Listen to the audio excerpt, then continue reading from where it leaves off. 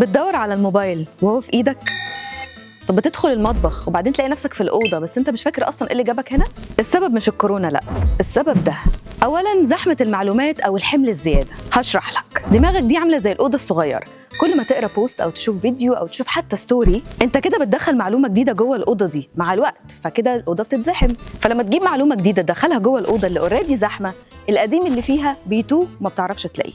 تركيزك بقى زي ذاكره السمكه بالظبط. اهو ده بقى اللي بيقولوا عليه ذاكره السمكه. التنقل السريع بين الفيديوهات القصيره والريلز ده اللي عود عقلك انه يركز في الحاجه 5 ثواني بس.